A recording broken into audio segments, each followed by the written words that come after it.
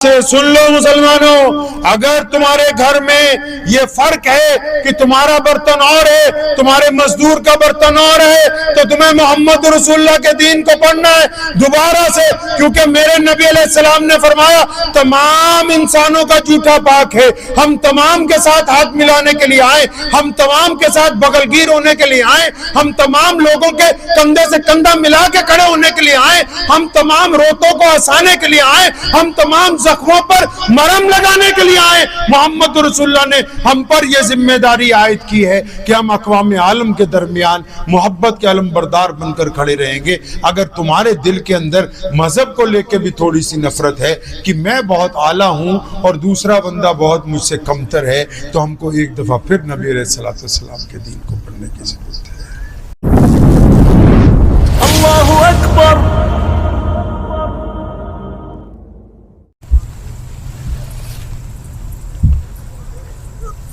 اللہ تعالیٰ کے پیارے نبی جناب محمد صلی اللہ تعالیٰ علیہ وسلم سے پہلے جتنے بھی نبی آئے ہیں،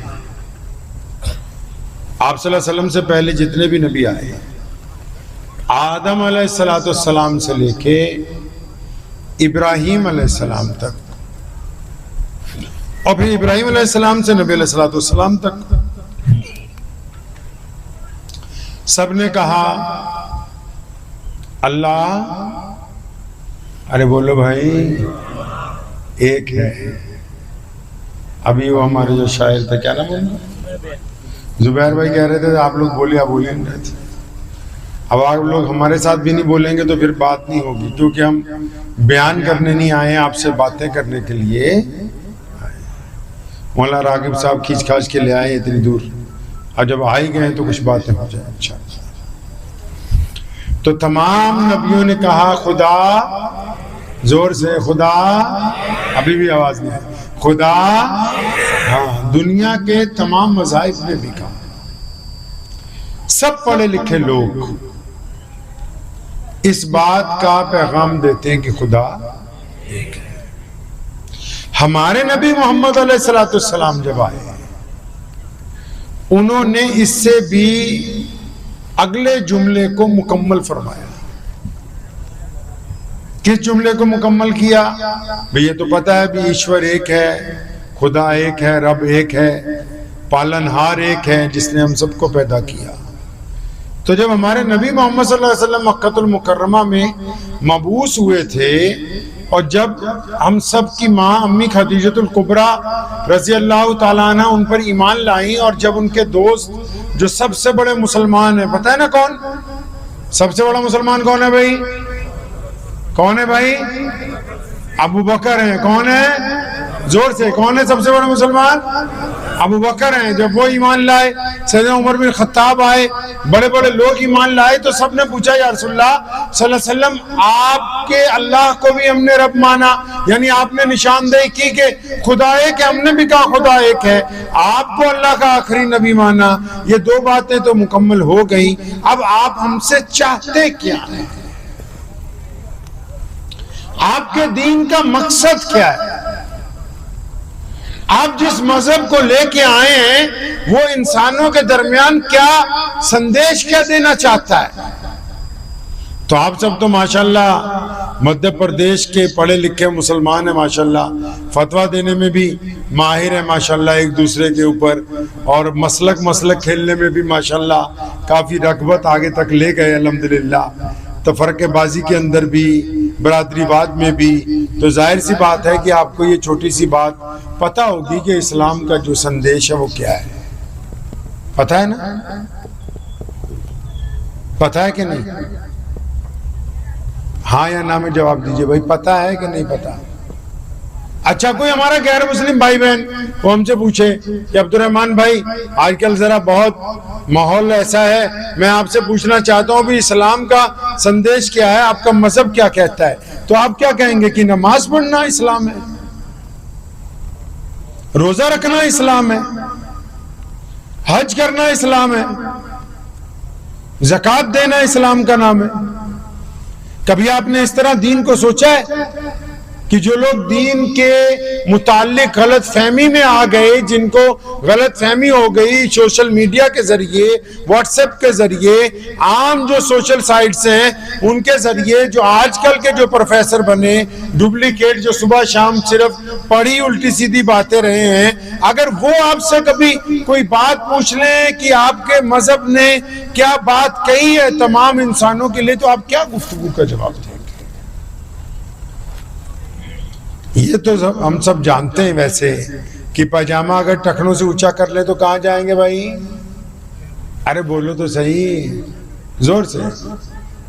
اگر یہ کپڑا ٹخنوں سے اونچا ہوگا ایک مسلمان کا تو کہاں جائے گا مرنے کے بعد؟ ارے بولو تو صحیح زور سے، آواز ہی نہیں آتی یار آپ کی. کہاں جائیں گے؟ اور اگر نیچا ہوا تو جہنم. اب دیکھو آپ کو اتنا باریک مسئلہ بھی پتا ہے. اب اگر پوچھنے والا پوچھ لے کہ بھئی اونچا ہے تو جنت میں کیوں جائیں، نیچا ہے تو جہنم میں کیوں جائیں، تو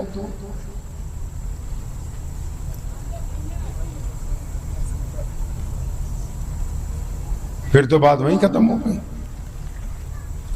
مطلب ہم کہتے ہیں کہ موبائل اچھی کمپنی کا ہو، کار کمپنی کی ہو، اے سی کمپنی کا لگا ہوا ہو، کپڑے برانڈ کے ہوں، جوتیاں برانڈ کی ہوں، اور دین بولے دین تو بس کیلا بیچنے والا بھی فتویٰ دے گا، بریانی والا بھی فتویٰ دے گا، جی ڈاکٹر صاحب بھی فتویٰ دیں گے، انجینئر صاحب بھی فتویٰ دیں گے، اور مسجد کا صدر تو کہتا ہے مجھے کم از کم مفتی کے برابر تو مان ہی لو.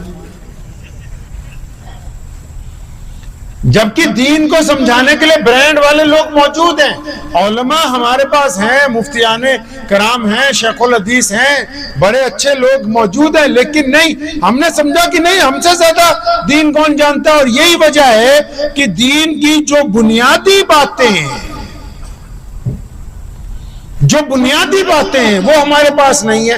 ہم ہر ایک چیز کو رسم لے کے چل رہے ہیں، رسم اور رواج کے طریقے سے چل رہے ہیں. اسلام رسم اور رواج کا مذہب نہیں ہے. اسلام محمد رسول اللہ صلی اللہ علیہ وسلم کی ان اعلیٰ روایات کا امین ہے جو محمد رسول اللہ صلی اللہ علیہ وسلم نے کائنات کے اندر قائم فرمائی. تو وہ کون سی بات ہے جو پوری دنیا کے سامنے نبی علیہ الصلوۃ والسلام نے رکھی، آج جس کے بارے میں میں اور آپ نہیں جانتے؟ ہمارے ذہن سے بات نکل گئی. اور یہی وجہ ہے کہ جب بنیادی بات ہمارے ذہن سے نکلی تو بہت ساری غلط فہمیاں، بہت ساری پریشانیاں، بہت سارے دکھ، بہت ساری تکالیف، بہت ساری مصیبتیں انہوں نے آ کے ہم کو گھیرا. کیوں؟ کیونکہ ہم اپنے مقصد کو بھول گئے. مقصد یاد نہیں. آپ کو پھر اور تھوڑا آسان طریقے سے سمجھاتا ہوں. یہ پنڈال لگا ہوا ہے، جس کسی سے بھی حضرت نے یہ پنڈال لگوایا اس نے پوچھا ہوگا بھی یہاں کیا کرنا ہے. شادی کرنی ہوتی تو شادی کی طرح لگاتے ہیں، کسی کے انتقال کے بعد دعا کرنی ہوتی تو اس طرح لگتا،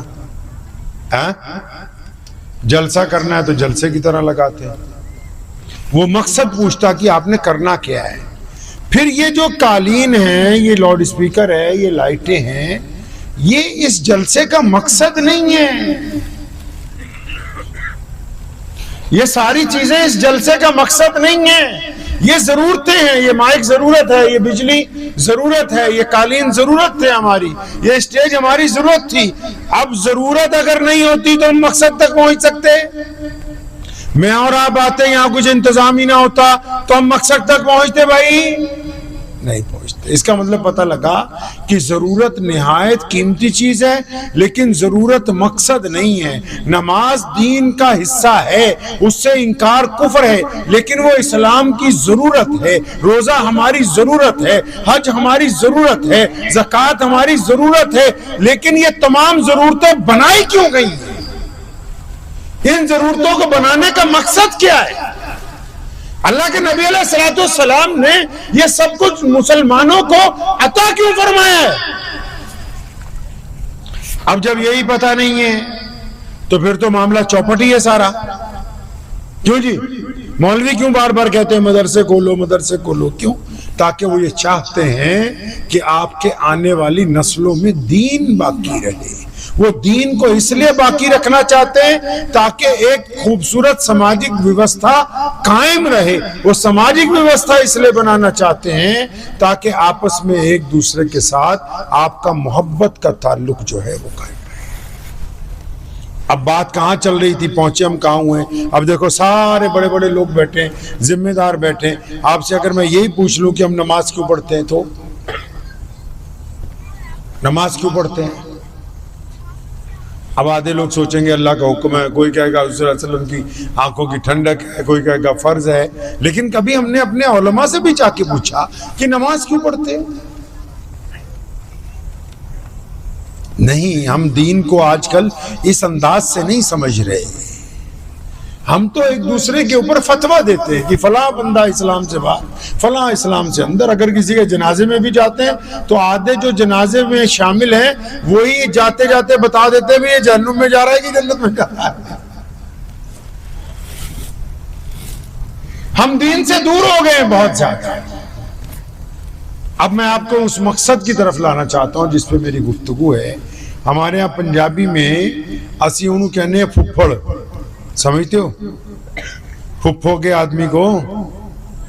ارے ابا کی بہن نہیں ہوتی جو پھپھو جی, کیا کہتے ہو اس کے میاں کو آپ؟ پھوپھا جی. آپ بھی کسی کے پھوپھا ہو کہ نہیں ہو؟ اچھا, آپ نے اکثر سنا ہوگا کہ پھوپھا جو ہے کئی بار منہ بنا کے بھاگ جاتا ہے شادی والے دن. ہاں جی حضرت, جب کبھی شادی ہوتی ہے گھر میں, مطلب اس کی سالے کی یا سالی کی, تو سب سے پہلے پھوپھا ہی بھاگتا ہے گھر سے. اب چاہے وہ مسلمان ہے, غیر سب کی بات بتا رہا ہوں.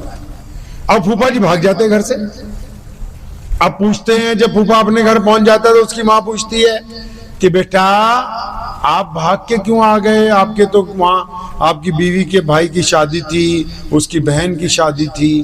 تو پھوپھا کیا کہتا ہے؟ پھوپھا یہ نہیں کہتا کہ کپڑے اچھے نہیں, روٹی اچھی نہیں, سامان اچھا نہیں.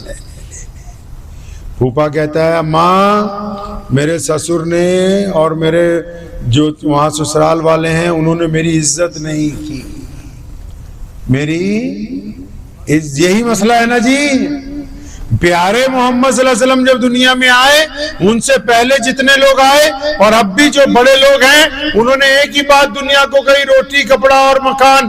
میرے نبی علیہ السلام جب دنیا میں تشریف لائے, نہ انہوں نے پہلے روٹی کی بات کی, نہ کپڑے کی بات کی, نہ مکان کی بات کی. ابوبکر صدیق کو بلایا اور کالے حبشی بلال کو بلایا. ابوبکر شہزادے, بلال غریب ہے. ابوبکر امیر ہے, بلال بہت زیادہ محتاج ہے. ابوبکر کا رنگ گورا چٹھے, بلال بالکل کالے. ابو بکر حویلی میں رہتے ہیں, بلال جھونپڑی میں رہتا ہے. ابو بکر ایک اعلیٰ نسل کے فرد ہیں, بلال کا باپ بھی غلام ہے, ان کی ماں بھی غلام ہے. ابو بکر مکے کے رئیسوں میں سے ہیں, بلال مکے کے اندر بک کر پہنچے. بلال رضی اللہ تعالیٰ عنہ کو بلایا, ابو بکر کو بلایا, دونوں کے ہاتھ میں ہاتھ دے کے گلے لگا دیا. فرمایا ابو بکر سن لے, اب میں آ گیا ہوں نا, آج کے بعد یہ کالا بلال تیرا بھائی بن گیا, کیونکہ اب محمد آ گئے ہیں صلی اللہ علیہ وسلم. اب کسی کو کسی کے اوپر عزاداری کرنے کا حکم نہیں رہا ہے. نہیں سمجھے بات؟ صحابہ نے پوچھا یا رسول اللہ آپ کے دین کا مقصد کیا ہے؟ فرمایا جو ایک رب اور رسول کو مانے گا وہ انسانوں سے نفرت نہیں کرے گا. جو ایک رب اور رسول کو مانے گا وہ امیر غریب میں فرق محسوس نہیں کرے گا. جو ایک رب رسول کو مانے گا وہ گورے اور کالے میں فرق محسوس نہیں کرے گا. اور یہاں بڑی بات یہ ہے کہ محمد رسول اللہ صلی اللہ علیہ وسلم نے جب یہ حکم جاری فرمایا تو اس میں یہ نہیں کہا کہ وہ مسلمان ہوگا تو تب تم یہ کرو گے, نہیں. فرمایا دنیا کے تمام لوگوں کو ہم عزت بانٹنے کے لیے آئے ہیں, کیونکہ روٹی کم ہو تب بھی پیٹ بھر جاتا ہے, دوسرے دن کھائی جا سکتی ہے. کپڑے پھٹے ہوئے ہوں تو پیبند لگایا جا سکتا ہے, مکان نہیں ہو تو پل کے نیچے سویا جا سکتا ہے. لیکن دنیا کا ہر غریب آدمی, ہر امیر آدمی یہ چاہتا ہے کہ سرے بازار میری کوئی بے عزتی نہ کرے. تو نبی علیہ السلام نے فرمایا میں عزت بانٹنے آیا ہوں, میری امت کا کام ہے کہ لوگوں کے درمیان عزت ہی بانٹا کرے. آ رہی سمجھ تھوڑی بہت نہیں؟ ارے بھائی سمجھ آ رہی ہے نہیں؟ صلی اللہ علیہ وسلم کہنا ہے زور سے ذرا. صلی اللہ، ابھی بھی آواز نہیں آئی. صلی اللہ نہ، صلی اللہ، ابھی بھی نہیں آواز آئی. واقعی مولانا آپ صحیح کہہ رہے تھے. یا تو کھانا نہیں کھا کے آئے بیچارے، یا مولانا نے کھانے کا انتظام نہیں کیا. صلی اللہ، زور سے صلی اللہ علیہ وسلم، صلی اللہ. تو نبی علیہ الصلوۃ والسلام نے یہ جو خوبصورت نظام کائنات کو دیا، کون سے والا نظام؟ جس میں انسانوں کے لیے اندر برابری کر دی. آپ کبھی گئے مسجد تک؟ کسی مسجد میں جائیے، مکے کی مسجد تو یہاں سے دور ہے، آپ اپنے گاؤں کی مسجد میں جائیے. گاؤں کی مسجد میں جب جمعے کی نماز ہوگی، اگر جس بندے نے مسجد کے لیے جگہ دی ہو، یا جو بندہ مسجد کا صدر ہو، یا کوئی بندہ گاؤں کا بڑا آدمی ہو، اور وہ نماز جمعہ پڑھنے کے لیے آئے اور امام صاحب نیت باندھ چکے ہوں، تو آپ بتائیے کہ جو بعد میں نماز پڑھنے آئے گا تو اس کو کہاں پہ جگہ دی جائے گی جی؟ ارے زور سے بولے، کہاں؟ پیچھے جگہ دیں گے. اور اگر وہ زیادہ دیر سے آیا، گرچہ کوئی آپ کا خاص مہمان بھی ساتھ میں ہو، اور جمعے کی نماز کی 2 رکعتیں ہو گئی ہوں، اور اس کو جماعت میں شامل ہونا ہے، اور مسجد میں جگہ نہیں ہے، تو اس کا کام ہے کہ جہاں مسلمانوں نے اپنی جوتیاں اتاری ہیں ان کو ایک طرف کر کے وہاں کپڑا بچھا کے نیت باندھے. کیونکہ یہ محمد رسول اللہ کی مسجد صرف نماز پڑھنا نہیں سکھاتی، وہ کہتی ہے کہ اگر کوئی غریب پہلے آ گیا تو وہ آگے بیٹھے گا، کوئی پلے دار پہلے آ گیا تو وہ آگے بیٹھے گا، کوئی کھیت کا مزدور پہلے آ گیا تو آگے بیٹھے گا. اگر کوئی ریشمی کپڑے والا، کوئی چودھری آیا دیر میں، تو اس کو یہ حق حاصل نہیں کہ وہ کسی آگے بیٹھنے والے کو پکڑ کے پیچھے کر دے، کیونکہ محمد رسول اللہ صلی اللہ علیہ وسلم کے دین کا نظام ہے. اور مسجد کیوں بنا رہے ہیں؟ مسجد کیوں بنا رہے ہیں جی؟ مسجد کو قائم کیوں کر رکھا ہے؟ مسجد کے اندر عبادت کیوں کر رہے ہیں ہم لوگ؟ مسجد کے اندر کیا کرتے ہیں جا کے؟ پتہ ہے آپ کو یہ بات پتہ ہے آپ کو؟ پچھلی مرتبہ میں نے بھوپال میں بھی مسلمانوں سے پوچھا تھا، آپ سے بھی پوچھتا ہوں، آپ سے یہاں سے تو بھوپال تھوڑا قریب ہی ہے. میں نے ان سے گزارش کی تھی، یہ معلوم کیا تھا کہ آپ اپنی مسجد کے امام کو مہینے میں کتنی تنخواہ دیتے ہیں؟ آپ لوگ بھی الگ الگ گاؤں سے آئے ہو، کچھ لوگ مسجدوں کے 5 وقت کے نمازی ہوں گے، تو اندازاً کتنے پیسے دے دیتے ہو آپ امام کو تنخواہ کے؟ ارے کچھ تو بولو. 8-10 ہزار زیادہ ہے. رائے سین کی میٹنگ بلاؤ دوبارہ. جن سے دین سیکھنا ہے ان کی تنخواہ دیہڑی دار مزدور سے بھی کم ہے. اب وہ کیونکہ ان کو اپنی ضروریات بھی دیکھنی ہے، اور آپ کے پاس تو دین کے لیے وقت ہی نہیں ہے. نہ آپ عصر میں جا کے ان کے پاس بیٹھتے ہیں، نہ عشاء کے بعد بیٹھتے ہیں، نہ فجر کے بعد بیٹھتے ہیں، نہ آپ کوئی سیرت النبی صلی اللہ علیہ وسلم کی کتاب خرید کے لا رہے ہیں، نہ ان کو بعد جا کے کوئی روایات کی کتابیں خرید کے لا کے دے رہے ہیں کہ مولانا پڑھتے جائیے، ہمیں نبی علیہ الصلوۃ والسلام کی سنتیں بتاتے جائیے، پیغمبر علیہ الصلوۃ والسلام کے معجزات بتاتے جائیے، نبی علیہ السلام کا طریقہ بتاتے جائیے، نبی علیہ السلام کی چاہت بتائیے. وہ چاہتے کیا ہیں؟ ہمیں اس بات کی فرصت ہی نہیں، اس لیے ہم نے دین کو چند باتوں پر سمیٹ لیا ہے. ہم اپنے آپ کو کچھ الگ سمجھنے لگے، اہل وطن کو کچھ الگ سمجھنے لگے. اس دوری نے ہمارے اندر بہت سارے اختلافات کو پیدا کر دیا. اب مسجد کیوں بنائی؟ نبی علیہ الصلوۃ والسلام کیا مسجد بنائی گئی؟ نبی علیہ السلام کی مسجد میں اگر آج آپ جائیں گے، آج کی تاریخ میں، تو جہاں نبی علیہ السلام کا روضہ ہے، اس روضے کے بالکل ساتھ آج بھی اصحاب صفہ کا چبوترا بنا ہوا ہے. دیکھ لیجئے گا کبھی جا کے اصحاب صفہ کے چبوترے پہ کیا ہے بھائی. وہاں صحاب صفہ کے چبوترے پہ کیا ہے؟ صحابہ نے پوچھا یا رسول اللہ صلی اللہ علیہ وسلم یہ آپ کیا بنوا رہے ہیں؟ تو نبی علیہ السلام نے کیا فرمایا؟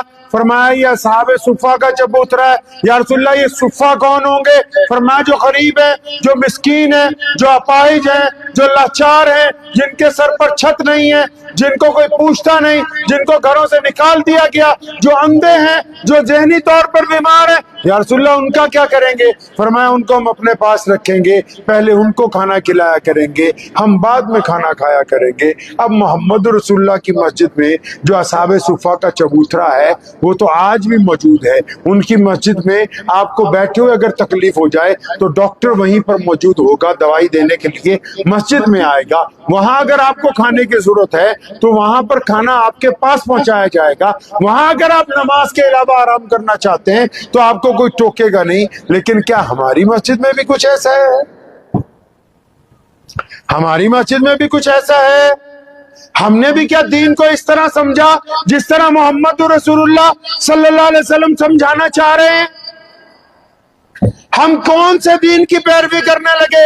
نبی علیہ الصلوۃ والسلام کی ان باتوں کو نعوذ باللہ یکسر کیوں چھوڑ دیا جو اسلام کی بنیاد ہے، جو اسلام کا مقصد ہے؟ آئیں نبی علیہ السلام سے پوچھتے ہیں، اللہ سے پوچھتے ہیں، یا اللہ آپ ہم سے نماز کیوں پڑھوانا چاہتے ہیں؟ آپ کو کیا فائدہ ہے ہم سے نماز پڑھوا کے؟ ہم سے کیوں دن میں 5 دفعہ سجدہ کروانا چاہتے ہو؟ کیوں مسجد بنواتے ہو؟ کیوں اذان دلواتے ہو؟ اگر ہم اللہ سے پوچھیں گے تو اللہ تعالیٰ قرآن پاک میں فرماتے ہیں ان الصلاۃ، پتہ ہے کہ نہیں بھائی، تنہا عن الفحشاء والمنکر، فرمایا اس لیے نماز پڑھواتا ہوں تاکہ تم گندی باتیں کرنی چھوڑ دو، اچھی باتیں کرنے لگو۔ اب ہم تو سمجھنے لگے کہ شاید نماز اللہ کو خوش کرنے کے لیے، ہمارے ذہن میں آ گئی کہ نماز پڑھنے جاؤ 2-4 لوگوں کو گالی دیتے ہوئے جاؤ، نماز پڑھنے جاؤ بچوں کو ڈانٹ دو، نماز پڑھنے جاؤ مولوی دیر سے آئے تو اس سے لڑ پڑو، نماز پڑھنے جاؤ مؤذن کو 2-4 کھری کھوٹی سنا دو۔ او بھائی نماز تو اس لیے پڑھوا رہے تھے کہ تمہاری زبان انسانوں والی ہو جائے، نماز اس لیے پڑھوا رہے ہیں کہ تمہاری آنکھوں میں شرم و حیا آ جائے، نماز اس لیے پڑھا رہے ہیں کہ تم ایک نیک بندے بن جاؤ۔ اب اگر نماز پڑھتے ہوئے بھی آپ کی عادتیں خراب ہے، اس کا مطلب آپ نماز نہیں پڑھ رہے، آپ صرف دکھاوے کے لیے اٹھک بیٹھک کر رہے ہیں، آپ نماز نہیں پڑھ رہے ہیں۔ آج کل نماز کے لیے نسخہ بتاؤں کیسے ہو جاتی نماز؟ اگر پوچھنا ہو کہ ہماری نماز ہوئی کہ نہیں ہوئی، آپ مسجد میں نماز پڑھنے جائیے، آپ نماز پڑھ کے باہر نکلیے، اگر سامنے کسی کی بیٹی جا رہی، اب وہ بیٹی مسلمان کی ہو، اب وہ بیٹی غیر مسلم کی ہو، اگر مسجد سے نکلنے والا نمازی اس بیٹی کی طرف زنا کی نگاہ سے دیکھتا ہے تو یہ بدبخت اندر سے نماز پڑھنے نہیں پڑھ کے نہیں آیا، یہ مکاری کر کے آیا، اپنے رب کو دھوکہ دینے کی اس نے کوشش کی ہے۔ اگر یہ نماز پڑھ کے آتا تو اس کو پتہ ہوتا کہ اس رب نے جس نے کہا کہ عورتیں برقع لیں، اس رب نے پہلے یہ کہا تھا کہ مردوں کو بتا دو کہ اپنی آنکھیں نیچی کر کے رکھا کریں۔ مقصد ہی نہیں پتا اسلام کا، مقصد کے اوپر بات ہی نہیں، مقصد کے اوپر ایک دوسرے سے گفتگو ہی نہیں، ضروریات کے اوپر لڑ رہے ہیں۔ اگر یہاں نیت باندھے کہ نہیں باندھے، اگر یہاں نیت باندھ لو گے نماز ہو جائے گی، یہاں نیت باندھو گے تب بھی نماز ہو جائے گی، یہاں باندھو گے تب بھی ہو جائے گی۔ پوچھ لو کسی جا کے مفتی سے کہ دیوبندیوں کی اذان ہوتی ہے نماز ہو جاتی ہے، بریلویوں کی اذان ہوتی ہے نماز ہو جاتی ہے، اہل حدیثوں کی اذان ہوتی ہے نماز ہو جاتی ہے، نماز ہر حالت میں ہو جائے گی۔ لیکن اگر آپ کی نیت خراب ہو اور آپ اپنے باپ کو گالی دے کے آئے ہو، ماں کے منہ پر تھپڑ مار کے آئے ہو، پھر آپ کی نماز نہیں ہونے والی ہے۔ آپ اسلام کے ان اصولوں کو، قوانین کو کیسے بھول سکتے ہیں؟ نبی علیہ السلام مسجد نبی میں بیٹھے، ایک غیر مسلم آیا، یا رسول اللہ آپ اللہ کے سچے نبی؟ فرمایا ہاں میں اللہ کا سچا نبی ہوں۔ یا رسول اللہ میں تو بھوکا ہوں۔ اب نبی علیہ السلام کے پیٹ سے پتھر بندھا ہوا ہے کیونکہ بھوک کی وجہ سے قحط ہے۔ نبی علیہ السلام نے اس مسافر کو بٹھایا، اس کے لیے بہترین کھانا منگوایا، فرمایا کیونکہ یہ میری مسجد تک آیا ہے اس لیے اس کو بھوکا واپس لوٹایا نہیں جا سکتا ہے۔ نبی علیہ السلام مسجد میں تشریف رکھتے ہیں، ایک غیر مسلم آیا، یا رسول اللہ آپ اللہ کے سچے نبی ہیں، مجھے کپڑے چاہیے۔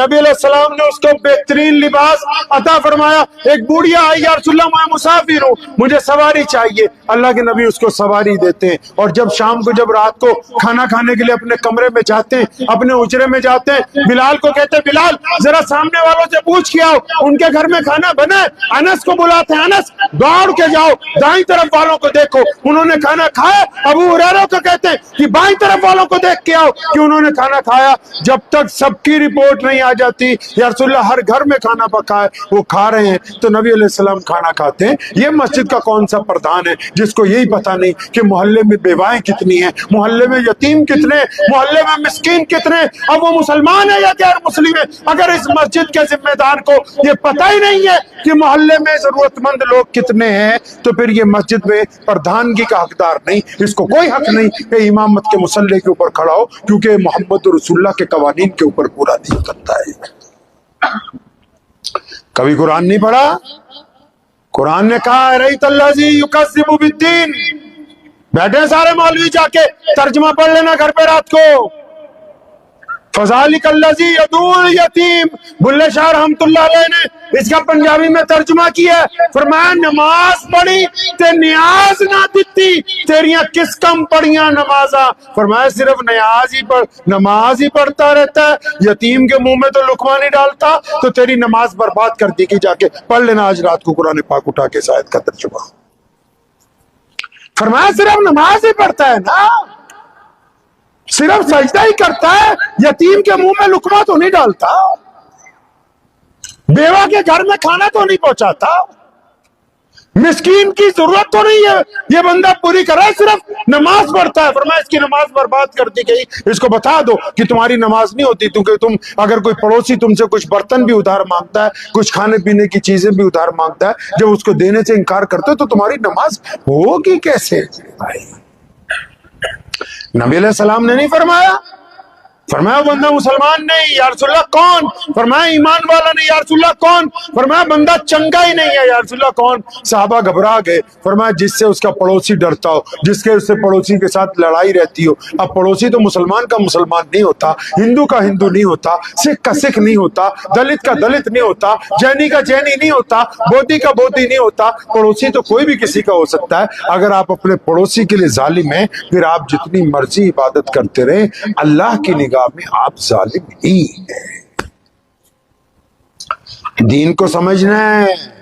یہ جو ہم نے پروٹوکول بنا لیا نا, بس صرف صفیں درست ہونی چاہیے. صفیں اس لیے نہیں درست کروائیں کہ تمہاری لائن سیدھی لگا کے کوئی بہت بڑا تمغہ دینا تھا, نہیں. محمد رسول اللہ نے کہا مسجد اس لیے بنائی تاکہ تم جماعت سے نماز پڑھو. یا رسول اللہ جماعت سے کیسے؟ فرمایا صفیں سیدھی کر کے. یا رسول اللہ صفیں کیسے سیدھی کریں؟ فرمایا کندھے سے کندھا لگا کے. یا رسول اللہ صلی اللہ علیہ وسلم کندھے سے کندھا لگانے سے کیا ہوگا؟ فرمایا تمہارے دل آپس میں مل جائیں گے.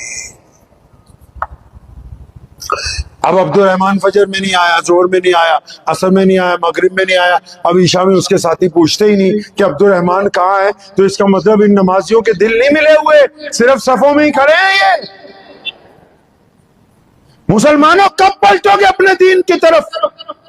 غیر مسلم اقوام کو جو اعتراضات ہیں جو یوٹیوب یا فیس بک یا واٹس ایپ پہ آئے, کیونکہ ہم اپنی اصل روایات کو بھول گئے. محمد رسول اللہ نے ہمیں بھیجا عزتیں بانٹنے کے لیے, محبت بانٹنے کے لیے, اونچ نیچ ختم کرنے کے لیے, گورے اور کالے کی تمیز کے خاتمے کے لیے. ہم نے تو بالکل اپنے آپ کو تمام اقوام سے علیحدہ کر کے کہا کہ نہیں, ہم تو بالکل ایک الگ چیز ہیں. ہمارے پاس صرف نماز ہے, روزہ ہے, حج اور زکوٰۃ ہے, مجمع ہے اور چندہ ہے, زکوٰۃ اور خیرات ہے, صدقات ہیں, اور ایک دوسرے کے مسلک ہیں, مسلکوں کے بعد فتوے, فتووں کے ساتھ ایک دوسرے کو دین میں نکالنے کے راستے ہیں. ہمارے پاس تو دین تو ہے ہی نہیں ہے, باقی کہاں بچا ہمارے پاس.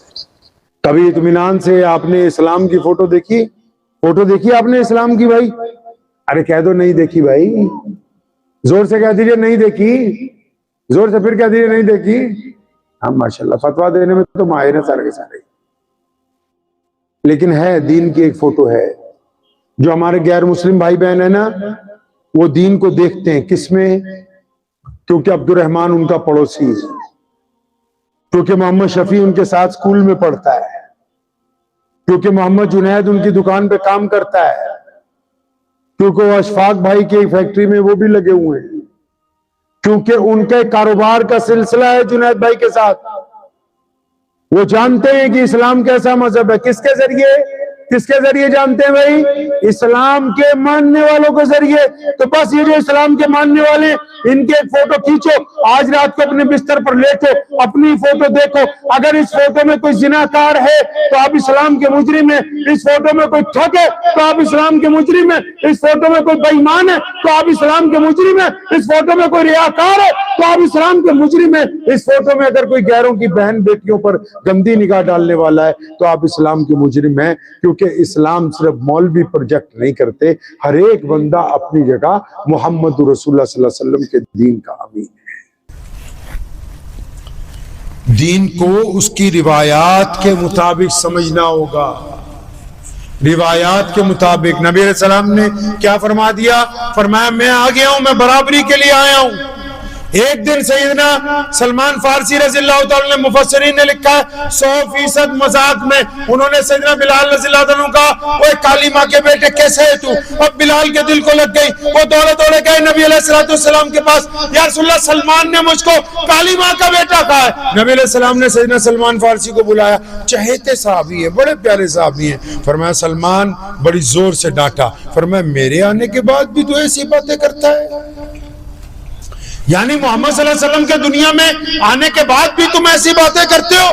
تو سیدنا سلمان فارسی رضی اللہ تعالیٰ بڑے شرمندہ ہوئے, باہر نکلے. سیدنا بلال سامنے کھڑے تھے, ریت کے اوپر لیٹ گئے, اپنی گال بھی ریت کے اوپر لگا لی, اور سیدنا بلال حضرت بلال کو آواز دی. فرمایا بلال اے میرے بھائی, مجھ سے غلطی ہوئی, آپ آگے بڑھیں, اپنا پیر میری ایک رخسار پہ رکھیں, میرے گال پہ رکھیں اور گزر جائیں تاکہ میرے گناہ کی تلافی ہو. سیدنا بلال نے سلمان فارسی کو جب اس حالت میں دیکھا, وہ آگے بڑھے تیزی سے, دونوں کندھوں سے سلمان فارسی کو اٹھایا, ان کی آنکھوں میں آنسو تھے, گلے ملے. فرمایا میرے بھائی سلمان, اگر کوئی اپنی غلطی مان لینا وہ ایسا ہوتا ہے جیسے اس نے گناہ کیا ہی نہ. تو عرض میری یہ ہے آپ حضرات سے کہ دین کو پہچاننا ہے. پہچانیں گے انشاءاللہ, پہچانیں گے انشاءاللہ. تو ابتدا کرنی ہے, کہاں سے کریں گے ابتدا؟ اپنی ذات سے. کہاں سے کرنی ہے ابتدا؟ کہاں سے ابتدا کرنی ہے؟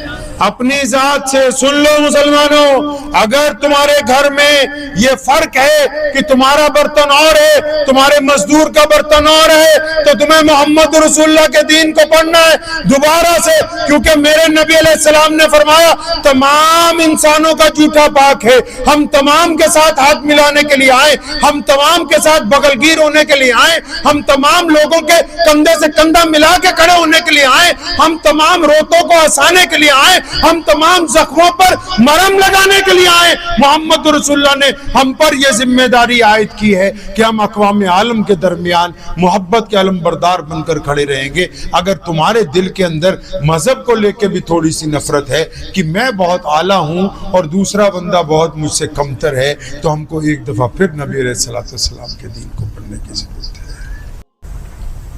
جو دین یہ کہتا ہو کہ ساری مخلوق, آپ پڑھیے کبھی سورہ فاتحہ, الحمدللہ رب العالمین. اللہ فرماتے ہیں یہاں اللہ نے لفظ اللہ بھی استعمال نہیں کیا سورہ فاتحہ میں. قرآن کی پہلی سورت میں فرمایا میں رب ہوں, میں پالن ہار ہوں. کیوں؟ وہ تو ساری کائنات کو دینے والا.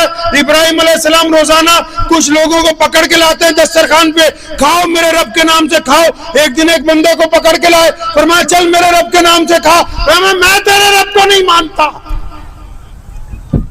ناراض ہو گئے, فرمایا چل اٹھ نکل یہاں سے, تو میرے رب کو نہیں مانتا. وہ باہر نکلا, اللہ کی طرف سے حکم آ گیا ابراہیم یہ آپ نے کیا کیا؟ فرمایا اللہ وہ آپ کو نہیں نہ مانتا.